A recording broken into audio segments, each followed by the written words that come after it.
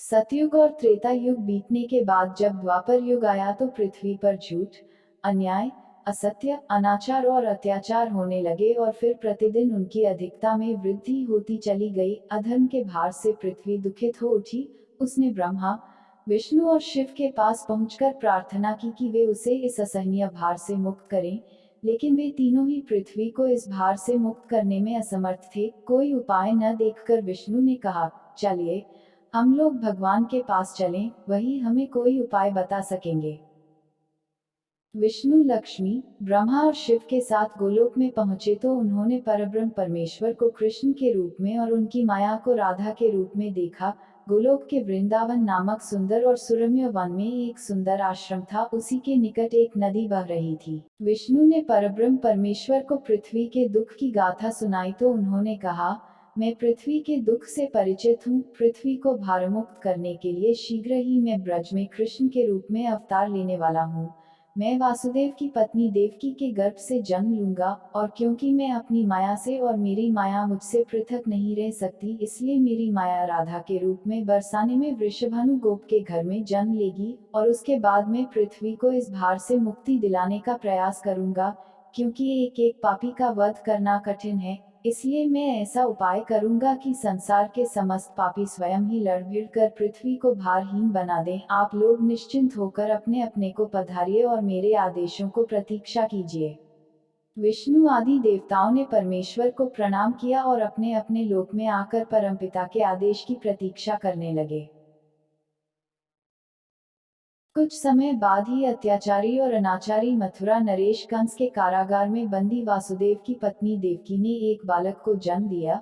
बालक के रूप में जन्म लेने से पूर्व ही भगवान ने उन्हें अपनी योजना बताते हुए आदेश दिया था कि वासुदेव जी उन्हें गोकुल में नंदगोप की पत्नी यशोदा के पास छोड़ आएं और उसी समय उनके गर्भ से जन्म लेने वाली कन्या को लाकर कंस के हवाले कर दें। वह कन्या मेरी योगमाया है।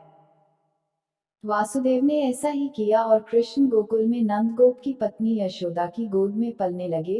उसी समय उनकी माया ने भी राधा के रूप में बरसाने के वृषभानु गोप की पत्नी के गर्भ से जन्म लिया, जिसका नाम माता पिता ने बड़े चाव से राधा रख दिया। दो अलग अलग गांवों में रहते हुए भी राधा और कृष्ण बचपन से ही एक दूसरे को चाहने लगे थे। वन में गायें चराते हुए अक्सर राधा से कृष्ण की भेंट हो जाया करती थी।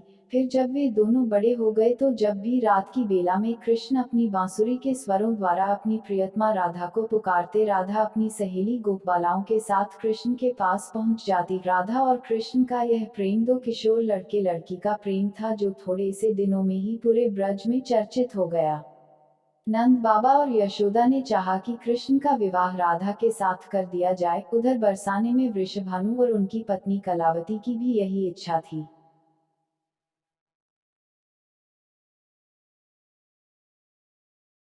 एक शुभ दिन देखकर राधा और कृष्ण की सगाई कर दी गई। पूरा ब्रज प्रदेश आनंदोल्लास भरे उत्सवों से भर गया, लेकिन उन दोनों का विवाह नहीं हो पाया था कि कंस के आदेश पर अक्रूर कृष्ण को बुलाने के लिए मथुरा से वृंदावन पहुंच गए और अत्याचारी कंस तथा राक्षसी स्वभाव वाले उसके अनुचरों का वध करने के लिए कृष्ण को बलराम के साथ वृंदावन छोड़कर मथुरा जाना पड़ा। और मथुरा में कंस आदि का वध करने के बाद मथुरा राज्य की सुरक्षा के उत्तरदायित्व ने कृष्ण को इतना उलझा दिया कि वह चाह कर भी वृंदावन नहीं जा सके। अपने जामाता कंस के वध का बदला लेने के लिए उसके ससुर जरासंध ने अपनी विशाल सेना के साथ मथुरा को घेर लिया, लेकिन कृष्ण और बलराम ने अपने पराक्रम से जरासंध और उसकी विशाल सेना को पीठ दिखाकर भागने पर विवश कर दिया।